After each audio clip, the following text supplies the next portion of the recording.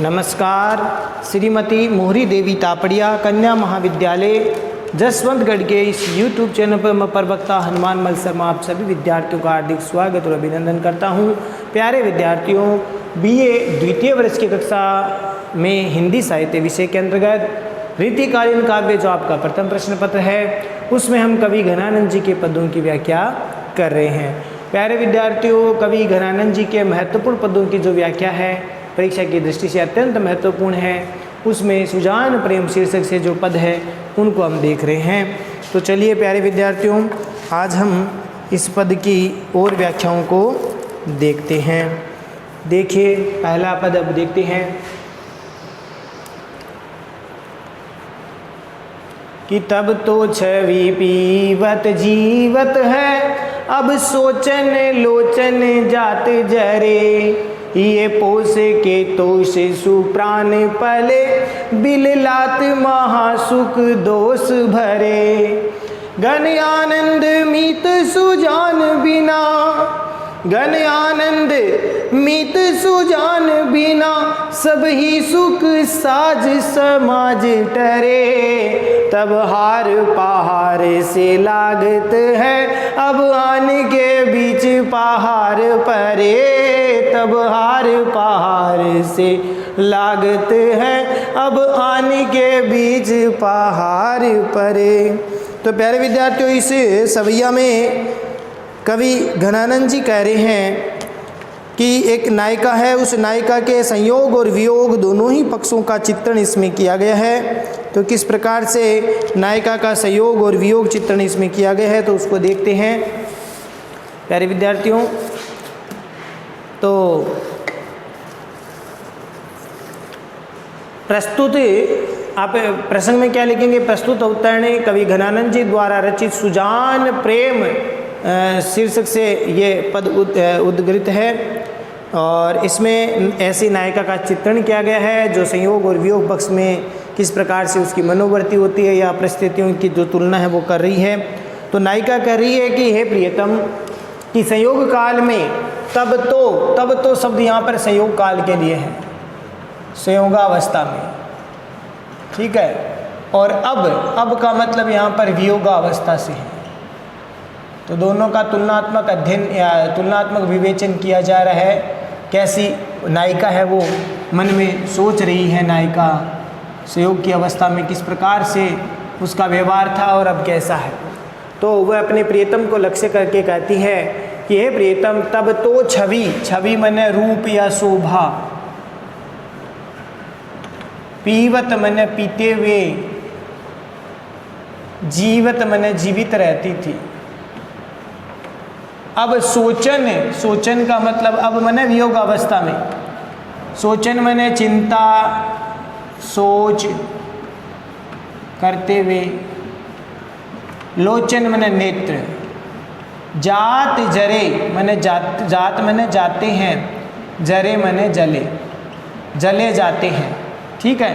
तो नायिका के नेत्र कह रहे हैं, नायिका कह रही है कि मेरे जो नेत्र हैं वो मेरे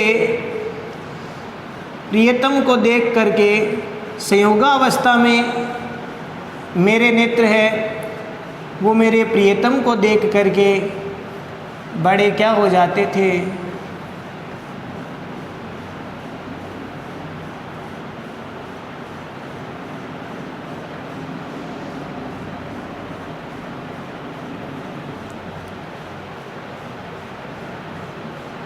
देखिए संयोगावस्था में नायिका कह रही है कि तब तो छवि पीवत जीवत है, कि प्रियतम संयोगावस्था में मेरे ये जो नेत्र है वो तुम्हारी रूप शोभा को, तुम्हारी रूप छवि को पीते हुए जीवित रहते थे। मेरे नेत्र है तुम्हें देख करके ही जीवित रहते थे, लेकिन आज अब सोचन लोचन जात जरे, अब वियोग अवस्था में यही नेत्र है वो तुम्हारे दर्शनों की चिंता में सोच करते करते जात जरे मन जलते हुए जा रहे हैं। ठीक है मेरे नेत्र वियोग अवस्था में तुम्हारे रूप दर्शन को देखने के लिए उसी सोच में उसी चिंता में मेरे नेत्र जले हुए जा रहे हैं, जलते हैं। ठीक है, ये इसका अर्थ हुआ।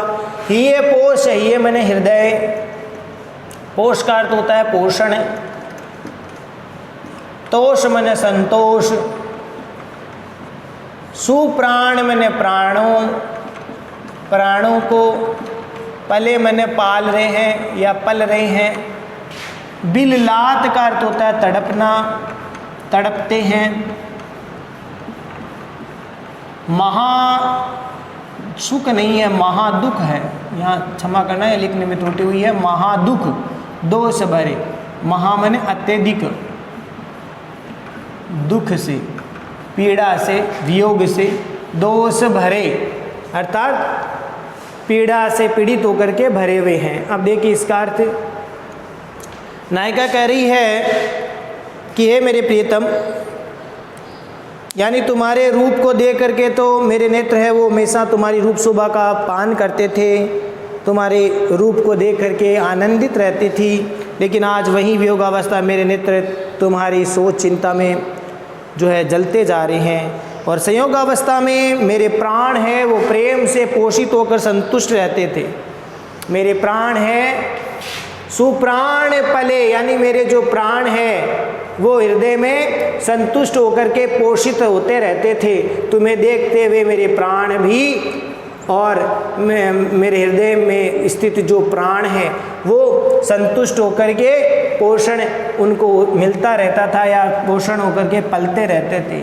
लेकिन अब मैंने वियोग अवस्था में बिललात महादुख दोष भरे, अब तो मेरे प्राण है वो अत्यधिक दुख से तड़पते हुए पीड़ित रहते हैं। ठीक है, अत्यधिक वीर्य वेदना से पीड़ित होकर के तड़पते रहते हैं, इसका अर्थ ये हो गया। अब देखिए घन आनंद मीत सुजान बिना, घनानंद कवि कहते हैं कि हे,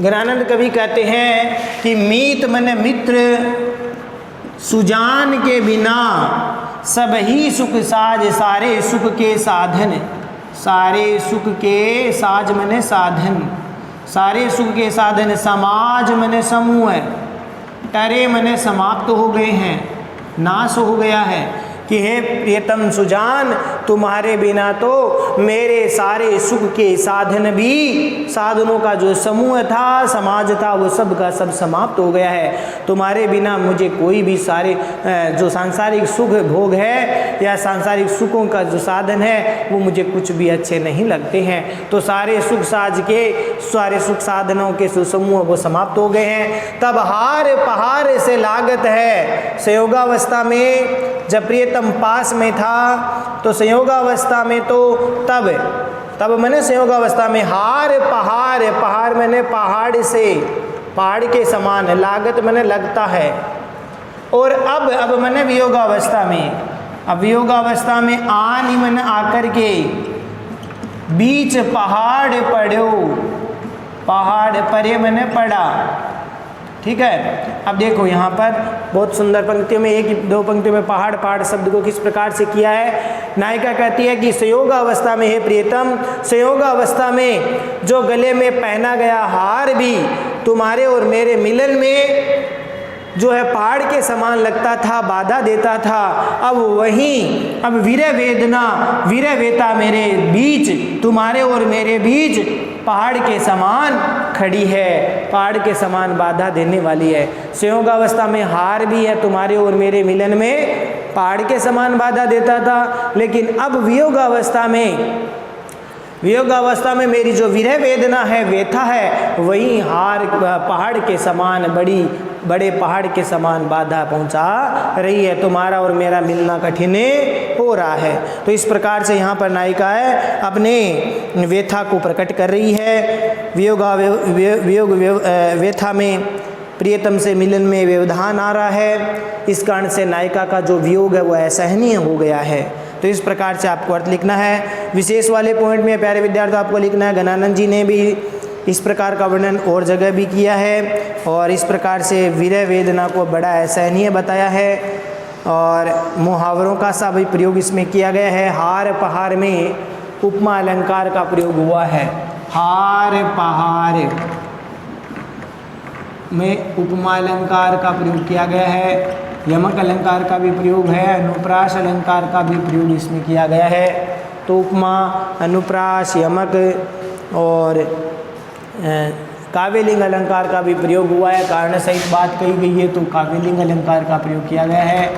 भाषा ब्रज भाषा है और छंद की बात करें तो सवैया छंद है। या विशेष वाले पॉइंट में आप लिख सकते हैं। ठीक है, उपमा है, काव्यलिंग है, यमक, अनुप्रास, सवैया छंद। आगे देखिए अगला पद। मीत सुजान अनीति करो जिन हान हुजिए मोही अमोही दीठी को और कहू नहीं ठोर फिरी दृग रावरे रूप की दोही। एक भी सास की टेक गहे लगी, एक भी सास की टेक गहे लगी आस रहे बसी प्राण बटोई। हो गन आनंद जीवन मूल दई कित प्यासनी मारत मोही। हो गन आनंद जीवन मूल दई कित प्यासनी मारत मोही। देखिए इस पद में ये भी सवैया छंद है। इस छंद में प्रस्तुत अवतरण घनानंद जी द्वारा रचित सुजान प्रेम शीर्षक से अवतरित है या उद्धृत है और इसमें अपने प्रियतम के प्रति प्रेम की एक निष्ठ भावना व्यक्त हुई है। साथ ही साथ एक प्रियतम को एक उपालंब भी दिया गया है। तो इस प्रकार से कोई प्रेमिका है वो अपने प्रिय को उपालंब भी दे रही है। साथ ही साथ प्रियतम प्रेमिका के एक निष्ठ प्रेम का भी वर्णन इसमें किया है। एक निष्ठ प्रेम का वर्णन भी किया गया है। साथ ही साथ उपालंब भी दिया जा रहा है। किसको? प्रिय को। अपने प्रियतम को उपालंब देती हुई नायिका कह रही है, क्या कह रही है कि मीत सुजान अनीति करो। अनीति का मतलब अन्याय, अनीति मने अन्याय, मीत मने मित्र, मित्र या प्रियतम। ए प्रियतम सुजान कि तुम इतनी अनीति अन्याय मत करो। जिन का अर्थ होता है मत करो, कि सुजान प्रियतम तुम मेरे साथ अन्याय का व्यवहार मत करो। हा हा, हा हा का अर्थ होता है सौगंध खाती हूँ। न मैंने नहीं, मोही अमोही, मोही मैंने मुझे या मोहित करना, अमोही मैंने निर्मोही। ठीक है कि अब इसका अर्थ देखिए, नायिका या प्रेमिका कहती है अपनी अनन्य निष्ठा, अपनी प्रेम की भाव से प्रार्थना करती है कि ये प्रियतम सुजान कि तुम मेरे साथ ये अन्याय का व्यवहार मत करो, तुम मेरे साथ अन्याय मत करो। मीत सुजान अनीति करो जिन, यहाँ तक अर्थ देखिए। मीत मन मित्र, प्रियतम, सुजान मन सुजान, अनीति मन अन्याय करो, जिन मन मत, कि हे प्रियतम सुजान तुम मेरे साथ अनीति मत करो। यह इसका अर्थ हो गया। फिर देखो क्या कहती है कि हाँ हाँ न हुजिए मोही अमोही, अर्थात कि मैं हाँ हाँ अर्थात सौगंध खाती हूँ कि मुझे मोहित करके तुम मेरे प्रति क्या नहीं बनो, निर्मोही मत बनो। कि मैं हाँ हाँ करके अर्थात सौगंध खाती हूँ कि तुम मुझे मोहित करके अब अमोही मत बनो, अर्थात निर्मोही मत बनो। हुजिए मन बनो कि मैं आपकी सौगंध खाती हूँ कि मेरे प्रियतम तुम पहले तो मुझे मोहित कर देते हो, अब मेरे प्रति तुम निर्मोही बन रहे हो। ये अच्छा व्यवहार नहीं है। दीठी को और कहूँ नहीं ठोर, दीठी मन दृष्टि को, मेरे नेत्रों को, मेरी दृष्टि को, और मन अन्य, कहूँ मैंने कहीं पर नहीं, ठोर मैंने स्थान है, यानी आपके अतिरिक्त मेरी दृष्टि कहीं और नहीं जाती है। फिरी दृग, दृग मैंने नेत्र, रावरे मैंने आपके, रूप की दोही मैंने दुआई है। नायिका कहती है या प्रेमिका कहती है, प्रियतम मुझे तो मेरी दृष्टि को, मेरी आँखों को, मेरे नेत्रों को तो तुम्हारे ही रूप की क्या है, दुआई है। दृग रावरे रूप की दोई, मेरे नेत्रों को तो तुम्हारे रूप की दुआई है। और इन नेत्रों को, मेरी दृष्टि को कहीं और ठोर नहीं है, और स्थान नहीं है, आपके अतिरिक्त मेरे नेत्र कहीं पर भी दृष्टि है वो टिकती नहीं है। तुम्हारे रूप के अतिरिक्त ऐसा कोई स्थान नहीं है जिस पर मेरी दृष्टि टिक सके। इसीलिए मैं एकमात्र, मेरी जो दृष्टि है वो आपके रूप शोभा में ही टिकती है। यानी इस तरह से तुम ही मेरी दृष्टि के आकर्षण के केंद्र हो। और अगली पंक्ति देखिए, एक विश्वास, विश्वास का अर्थ होता है विश्वास। एक मैंने सहारा, गहे मैंने पकड़े हुए या लिए हुए है, लगी मैंने लग रही है, आस रहे बस प्राण बटोही, प्राणों रूपी पथिक, कि मेरे प्राणों रूपी बसी मैंने बसना, कि मेरे प्राणों रूपी आस मैंने आशा, कि एक आशा एक विश्वास है मेरे किसको, प्राण रूपी बटोही को। रूपक अलंकार है, प्राणों रूपी बटोही अर्थात पथिक, राहगीर, कि मेरे प्राणों को इन्होंने पथिक कहा है। नायिका कहती है कि मेरे प्राणों रूपी पथिक को केवल एक आशा और विश्वास है, बस उसी के सहारे वो अब तक मेरे हृदय में बसे हुए हैं। यानी केवल एक आशा और विश्वास है कि तुम एक दिन अवश्य मिलोगे या पुनः मुझे मिल जाओगे, पुनः लौट करके आ जाओगे, और इस तरह से तुम्हारे दर्शनों का मुझे लाभ मिलेगा। इसी कारण से मेरे प्राण है वो अटके हुए हैं, नहीं तो मेरे प्राण अब तक कब तक के निकले जाते। तो इस प्रकार से बहुत सुंदर पंक्ति कही है कि मेरे प्राण रूपी जो पथिक है वो एकमात्र इसी विश्वास का सहारा लेकर के बसे हुए हैं कि आप पुनः लौट आओगे और फिर से मुझे दर्शन दोगे, अन्यथा मेरे प्राण जो है कभी के निकल गए होते। तुम्हारे विश्वास से ही मेरे प्राण है वो अटके हुए हैं, ये बात कहना चाहती है नायिका प्रेमिका। आगे कवि घनानंद जी कहते हैं, प्रिय कि तुम तो हो घन आनंद मन, अत्यधिक आनंद के भंडार हो, अत्यधिक आनंद के भंडार हो, जीवन मूल हो, जीवन के आधार हो, जीवन के आधार हो। यहाँ श्लेष अलंकार भी है। दई मन देते हो, कित मन क्यों प्यासनी मारत मोही, क्यों प्यासा मार रहे हो। मोही मन मुझे, मोही का अर्थ होता है मुझे, क्यों मुझे प्यासा मार रहे हो। कि ये घनानंद कवि कहते हैं कि हे सुजान, तुम तो अत्यधिक आनंद के भंडार हो, मेरे जीवन के आधार हो, फिर क्यों मुझे प्यासा मार रहे हो। ठीक है, क्यों नहीं मुझे दर्शन दे देते हो। अब इसका एक श्लिष्ट अर्थ ये भी है, घनानंद का मतलब क्या होता है, आनंद के बादल, ठीक है ना, आनंद के बादल, हे आनंद के बादल। और जीवन का अर्थ जल से होता है, तो हे जल के आधार या जल के भंडार, हे आनंद के बादल, तुम तो जल के आधार हो, जल के भंडार हो, फिर क्यों मुझे प्यासा मार रहे हो। क्यों नहीं दर्शन को मुझे दर्शन देख करके मेरी रूप दर्शन की पिपासा को शांत कर देते हो। इसीलिए यहाँ इसका अर्थ ये भी हो सकता है कि आनंदमयी वर्षा करने वाले बादल, तुम जल के भंडार हो, फिर क्यों मुझे प्यासा मारे जा रहे हो। इसलिए तुम अपने रूप दर्शन दे करके मुझे अपने दर्शन दे करके मेरी पिपासा को शांत करो। इस प्रकार का अर्थ यहाँ पर आया है, बहुत महत्वपूर्ण है परीक्षा की दृष्टि से। और विशेष वाले पॉइंट में आपको लिखना है, यहाँ पर कवि ने अपनी प्रेमिका का वर्णन यहाँ पर किया है, अपनी व्यथा का, उसके अन्य एकनिष्ठ भाव का, प्रेम का और व्यथा का सुंदर चित्रण किया है। विप्सा रूपक श्लेष अलंकार का प्रयोग इसमें किया गया है। विप्सा अलंकार, श्लेष अलंकार, रूपक तो है ही, प्राणों रूपी बटोही में रूपक अलंकार है। और इसके साथ साथ प्यारे विद्यार्थियों इसमें अनुप्रास अलंकार भी है, भाषा ब्रज है ही है। और छंद की बात करें तो सविया छंद है। तो इस प्रकार से आशा करता हूँ ये दोनों पद आपको ठीक से समझ में आ गए होंगे।